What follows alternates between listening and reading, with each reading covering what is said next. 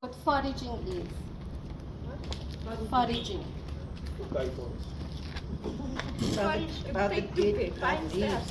Okay, so foraging basically is when you go into nature and you look for plants, herbs, trees to use for food or for medicine. So you need to be able to identify weeds that grow. Weeds are a superpower. There's a lot of food and culinary purposes to weeds, and there's a lot of medicine in weeds. So next time you want to pull out weeds, rethink that a little, because weeds can actually save you from starvation. What you can also do is start to incorporate it into your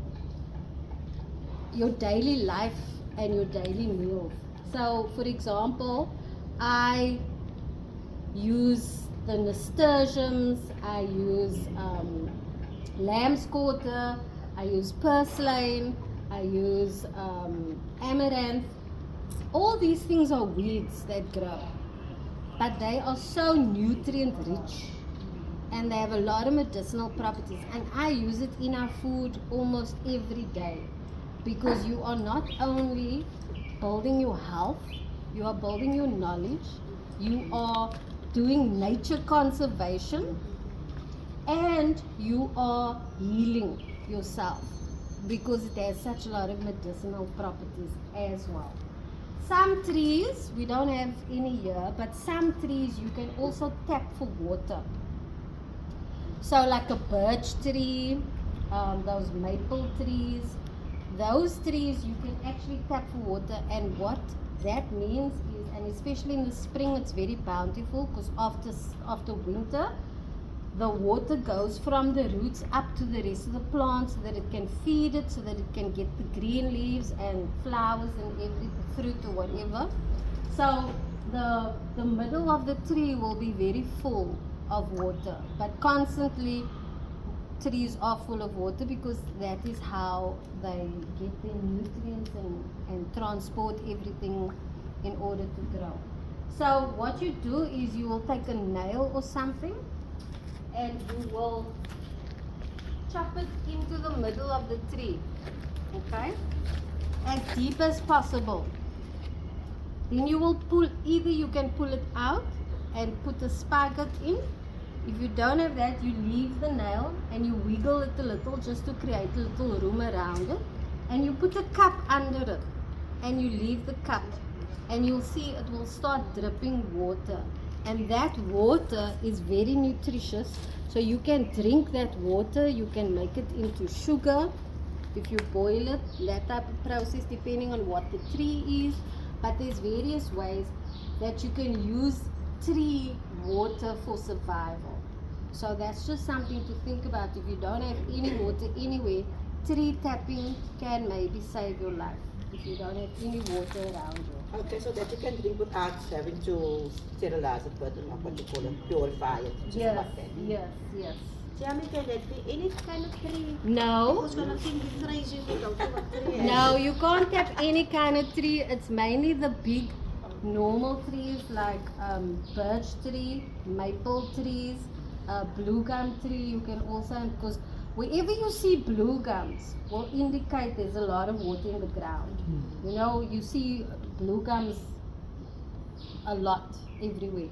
So those are the types of trees that you can look for. Some pine trees you can also tap for water, but it's mainly tapped for its medicinal sap, because it has a lot of healing properties.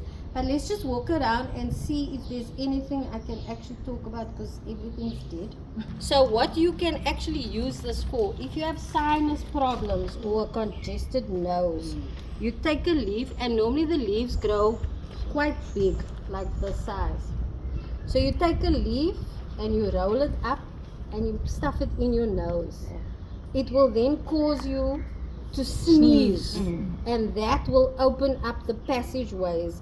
If you are very congested and you have nothing else, this is one of those. And obviously when you dry it out, you can then use it for fires and so forth. Use it for flour as well. People ignore it. This is called wild lettuce. So it can grow about this high. The leaves, this is a baby one. But if you look closely, you'll see there's spiky leaves on it. Okay? So when you pick it, there's this white sap. Now this white sap is antiseptic. So if you have a cut or any injury, this white sap you can rub on there. It will then clean the wound. It is antiseptic. Just be careful, but you will identify it by the prickly thingies underneath. It won't hurt you unless it's very big and you press too hard. But it's not like stinging metal that will sting you. So this is called nature's opium because it it has an opium effect. It isn't opium, but it has an opium effect. So it is, they also call it nature's morphine because it is that strong in helping to kill pain. So people that have slip discs, that have had back operations, that have serious intense pain, this is what you can use for your intense pain. I had neuralgia. Only for external use, not to drink. Yes, you can drink it. So the leaves, you put in 3 or 4 leaves, you can steep it in a tea, and you drink it as a tea. That will then, it also is a sedative. So it will help you to sleep very well, but it will also give you open bowels. But the main purpose is pain. It relieves pain intensely. So I had neuralgia, and as you know, neuralgia is extremely painful. They say it's sometimes more painful than childbirth. And nothing was working. You know, I tried all the other natural remedies, and just nothing was working with this pain. So I took some of this, and it took the pain away almost within 30 minutes. It took the pain away. It was so amazing. And so whenever, don't overuse it. Too much of a good thing is bad. Yes. And also if you have insomnia or intense, like serious things on your mind and you can't sleep and you're stressed and whatever, take some of this just to go and sleep. And where do a person find these? Like They are a weed. They grow wild everywhere. oh, But they then, at the end, they form little balls, and those are the seeds. And then it forms this puffy thing, like dandelions and so forth, with those Yeah, puffy there's things. few of them there. The seeds. Yes, here's the seeds. It opens. No. not the same one. No, this is not. No, this is not wild lettuce. It's not the same one. This is something else. This is a toxic plant. Sorry. This is called plantain. Okay, so this is the thin leaf plantain. You get 2 types of plantain. You get the thin leaf or the narrow leaf plantain, and you get the broad leaf, which is a fat, oval shaped leaf. Okay, broad leaves are not very, you don't find them a lot here. You find more the thin leaf plantain. They grow almost everywhere. Plantain is an amazing medical emergency plant. It has such a lot of nutrients in it. You can also eat it, but any stings, any bites, any cuts, burns, scrapes, anything like that, you take the plantain. You can either take a stone and crush it, you can chew it, crush it, or however you are able to do it, and you put it on the affected area. If it's a sting, you will then try to squeeze the juice out, and it will then draw out the sting. If it's a cut or a wound, rather try to make a poultice or like a bandage. So you would try to take the biggest leaf and then wrap it around, crush it a little so that the ingredients can come out, wrap it around your cut.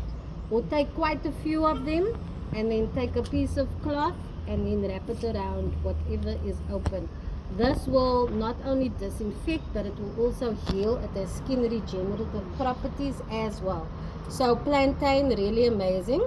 Now this okay, it's very dead and dried out, but you know how the normal ones look. There's like these little beads on them, and they can grow very big. So those little like this. no. Oh, the leaf is different, yeah. Interesting, yeah. Maybe this one you can see better. So there's that type of shape, very conical, but they can grow quite big. Now these beads or seeds on here, you can actually take off like that, dry it out in the sun, and crush it and make it into flour. And you can use it exactly like flour. In the old days, people used to use it to make porridge. So it has vitamin A, K, C. So it's very healthy for you. It will give you some of the nutrients your other foods don't give you. So this is a very so during the wars, World War I, World War II, or whatever war there is, this they used to call the soldiers' plaster, because whenever they would get injured, they would just take plantain and wrap it around the wound or whatever, and they were on the go again. So it really works quite fast, and it's very effective. Can I borrow those, please? The dates have a lot of roughage, lot of fiber, but it gives you a lot of the nutrients that you need to sustain you through the day. It is also very good for diabetics. I think that's why Muslims also mainly live off dates during their fast, because it will sustain you and you won't be hungry throughout the day, because the glycemic index is very low, so it releases your insulin very slowly throughout the day, so that you have energy constantly throughout the day. There is also the liquidy form. If you cut the tree or the roots and you mash it up, that you can use as a dishwasher or a soap in times of emergency. But I'm going to show you inside. The leaves you can also use to make a soapy solution, because this plant has saponins in. So saponins means that it has a soapy consistency, so you can use it to wash. And how saponins work is it forms a little bubble. Anything that is soapy has bubbles. So those bubbles are called micelles. Those micelles, pigs used to live off this. So spek, Afrikaans word for what they would call pigs, and so that's how this got their name. Elephants also live off this. This is a good drought plant. It will survive when there's not a lot of water, but it is extremely nutritious, so you can eat the leaves in salads, in food, in anything like that. In one of our previous workshops, we showed them how to make speckworm jam. So you can make jams from it, you can make all types of things. We had World Sister Day last year, where different chef kids that were studying to be chefs, they came together and they used indigenous knowledge, because this is an indigenous tree. So they used speckworm and infused it into the kusistas, and each one had a different taste, and they had judges and everything, and it was very nice. So speckworm, you can make chutneys from this, achars, all kinds of things. The amazing thing about speckworm is that if you have chest problems, if you're having an asthma attack, you need to eat at least 5 leaves of this. Now, when you are having your asthma attack, it will stop your asthma attack and it will open up your airways. So when you are very sick and you are having serious problems with breathing, just eat a few speckworm leaves and that will help you. Yesterday, Mark, one of our co-founders, he couldn't come today because his daughter got sick yesterday. She had heat stroke, but also it affected her chest. So her chest closed almost like an asthma attack, but she doesn't have asthma. So her chest was paining, it closed, she had a fever. I told him he needed to take some speckworm and some thyme. Thyme also helps with respiratory problems. And he said she came right very quickly. Like the chest opened, the pain went away. She obviously still is a bit woozy, but at least she could breathe and they didn't need to rush her to hospital. So this really is an amazing plant for all types of chest problems. Sorry, what's the name of this tree? Helps. If you have it in your house.